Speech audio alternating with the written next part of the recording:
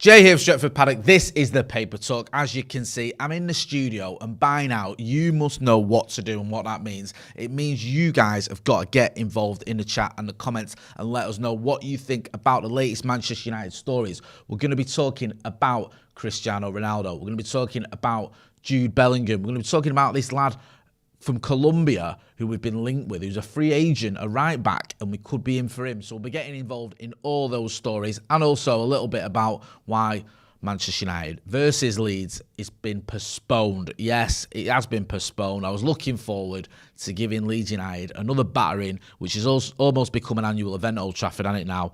Unfortunately, we're going to have to wait a little bit longer for that to take place because the game's been postponed due to Queen Elizabeth II's funeral. So we will get into all that and let us know what you think of any of those stories, all of them, some of them. This pack says, Klopp not be at Liverpool when Jude leaves Dortmund at this rate. Laughing emojis. Yeah, we'll get into the Jude Bellingham tug-of-war transfer battle type story in a minute. First of all, I want to talk about a topic we've not spoken about for at least 20 hours.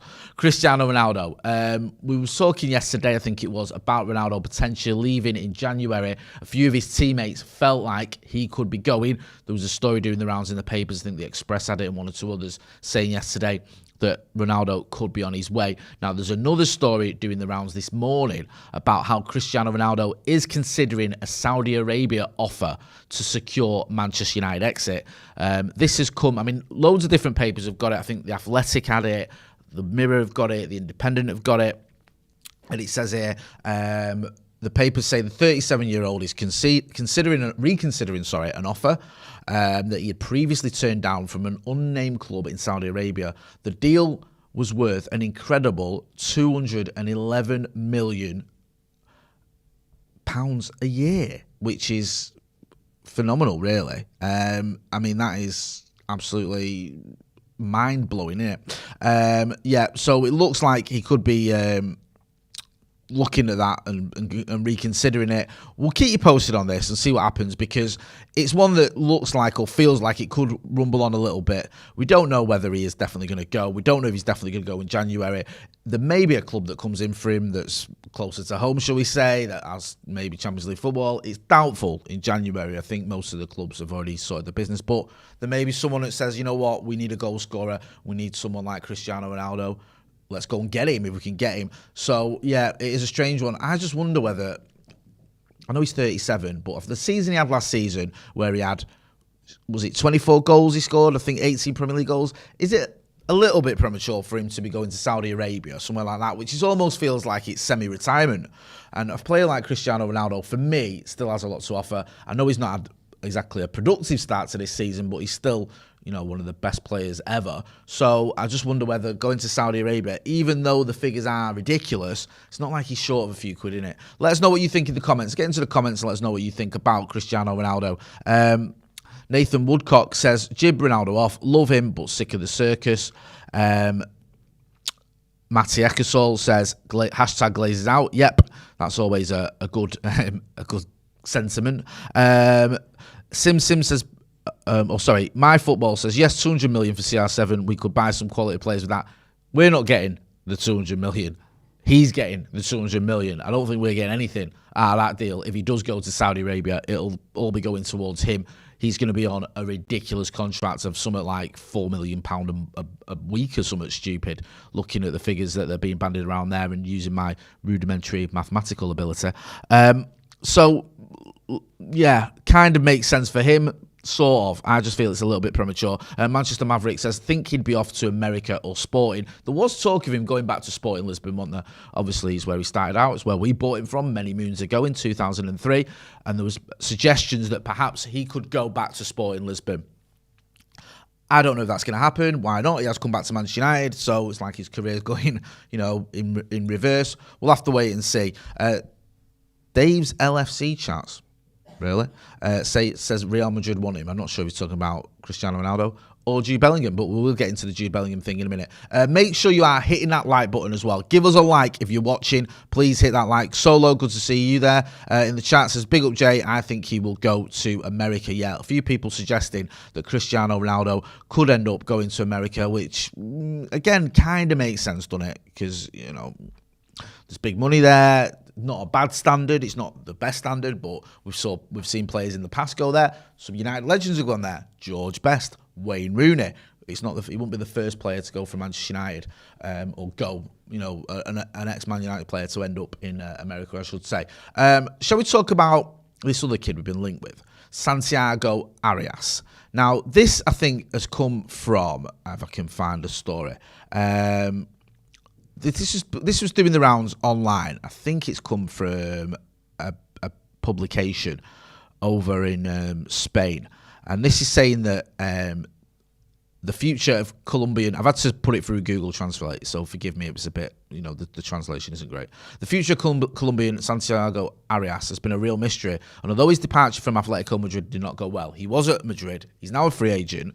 From England, they still believe in the winger's recovery. He's not a winger, I think he's a right-back. Since Manchester United would have asked about him. So this goes on to say then... Erik ten Hag, current coach of the British... of Manchester United, would be willing to give the Colombian a chance since he remembers his time at PSV in the Netherlands. Now, let me just explain this because that's a little bit, it's almost, you know, back to front and it doesn't really make much sense. Basically, the crux of the story is that United are looking at this kid, Santiago Arias, as a potential free signing. He's a free agent. You could bring him in as a right-back option, someone to offer a bit of cover to the likes of Diogo Dalot. Now, that seems fine. I mean, he's 30 years old, has spent, you know, much of his career in PSV Eindhoven. He was there for 1, 2, 3, if I just do quick maths, 5 seasons, I think he was. Then went to Atletico Madrid. He's also been at Sporting as well, so he's had a pretty, you know, a decent career. 53 Colombian caps, played against England in the World Cup in 2018. He's also won the Arriva Divisi when he was at PSV. He's won 3 of them. And the UEFA Super Cup with Atletico Madrid, in case you're interested in his CV and what he's won. Now, the issue is, and the reason why he's a free agent, is he had a pretty horrific injury when he went on loan to Bayer Leverkusen. He went on loan to Bayer Leverkusen in 2020, and he got an injury here. It says that he basically had a fractured fibula and damaged ligaments in his left ankle. And it seems like it's proper scuppered his career, because he played 1 game for Bayer Leverkusen. That was in 2021 season. Last season, 21-22, he played 12 games in La Liga for Granada. And also, he's not had a cap for Colombia since 2019. So it does feel a little bit, and plus he's a free agent. So it does feel a little bit like his career stalled, unfortunately for him, due to that injury, if you sort of put 2 and 2 together. So is he the answer to our problems? Is he at the level we need? I don't know anything about him other than what I've just read online, so I'm not going to sit here and pretend I can critique him and give you an analysis of his performances. Just from the cold hard facts there, it does feel like his career has tailed off. There's a reason that Atletico, there's a reason Atletico have let him go, and he's been struggling to find a club. If you know more about him, by all means, get involved in the chat and the comments and let me know. It just feels like a little bit of someone there who's just someone sort of putting 2 and 2 together and coming up with 5. You know, there's a player that was at PSV, and let's face facts, you know, that's a club that Erik ten Hag will know. I know he didn't manage him, but obviously he's played against him in the Dutch league. He's a position that United have been interested in players. We were linked with Serginho Dest not long ago. So you look at it and go, okay, that could be someone that we go in for, or it could be a position we're looking for. Is this kid the answer? I don't think he is. I think it's just because he's played in the Dutch league and because he's a free agent, people are sort of saying, oh yeah, Erik ten Hag could be in for him. I don't see it happening. Let us know if you disagree. Little Yo-Yo says, sounds like agent talk to me. Yep. Damo says, this just shows how far Wan-Bissaka is down the pecking order. Perhaps. I mean, again, I'm not putting too much weight in this story, if I'm being brutally honest. I don't know whether you can sort of say this shows Wan-Bissaka is anything, because it still feels to me like this is just maybe a little bit of, misguided reporting, shall we say, and that's, me being polite. Shall we talk about Jude Bellingham? Because This is a story. This has come from, I think this came from Fabrizio Romano. He's writing, he does his daily briefing column for Caught Offside. And he says that, get ready, for a massive scrap next summer. Get ready for a bit of a transfer battle next summer between clubs to sign Jude Bellingham from Dortmund. Now, he's named Real Madrid, Liverpool, United and City as the front runners, or the ones that are the most likely to try and get or aim for Jude Bellingham. Now, United have been in for him before. United actually pulled out all the stops a few seasons ago. When Jude Bellingham went to Dortmund, we tried to get him before that happened when he was at Birmingham City. And according to reports, I remember covering this in the paper talk outside Old Trafford, there was reports or rumours or stories, whatever you want to call them, that United actually got Sir Alex Ferguson involved. They got him to meet Jude Bellingham and Jude Bellingham's family at Carrington. They'd given him the grand tour. They tried to do the whole, sort of wooing him, shall we say, come to Old Trafford, this is what you're going to get, United, He was 16 at the time. And obviously he went to Dortmund. Now, you can look at that and go, well, if we didn't get him then, how are we going to get him now? Slightly different.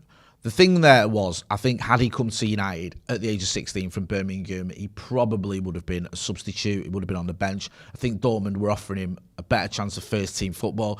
Also, listen, I would encourage any players to sign for Manchester United, but I kind of understand it when a youngster wants to go to Dortmund. They are a very, very good club if you're a young player who wants a lot of game time, you want Champions League football, you want a decent stab at winning something. I know they don't win a lot of trophies, but was it last season or season before, they won the German Cup. And more important, I think the game time is the most important thing. You're going to be playing week in, week out in a competitive league. The Bundesliga, I know Bayern Munich win it pretty much every season, but he's still got a good standard of teams there. So you get it why he went to Dortmund, even though I loved him to come to Manchester United. Things are different now though, because this is his big move, innit? He's sort of proved himself at Dortmund, been a phenomenal player. He's got himself involved in the England conversation as well. Now it looks like he's the big name that will be on the list for everyone. Dortmund usually sell someone, don't they, most summers. Last summer, obviously, it was Erling Haaland. The summer before that, it was Jadon Sancho. We've seen lots of players go from Dortmund over the years. Ousmane Dembele, Aubameyang, all sorts of players have gone. Obviously, we've had a couple, haven't we? Henry Mkhitaryan, Shinji Kagawa. The list goes on and on. That's what Dortmund do.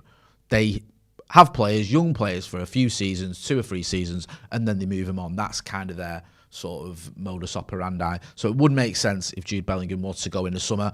I'd love him at Old Trafford. The difficulty is you've got all the top clubs after him, and it could be a bit of a hard sell as well. If someone like Manchester City come in, if they're going to offer big money, obviously, he'll know Erling Haaland, but saying that, he'll know Jadon Sancho as well. Let us know what you think about this. Do you want Jude Bellingham at Manchester United? Do you think we need him? Is he a player that you'd like to see come to Manchester United? And also, can we get him? Don't forget as well to hit that like button. Jake, welcome to the first team. Don't forget, we've got a members section where we have extra content on the members section. You also get a discount on some of the merchandise. We've got a video that's just gone up there where me and Ethan, who's our resident Newcastle fan, is one of the producers here. Me and him talking about Martin Dubravka. He knows quite a lot about him.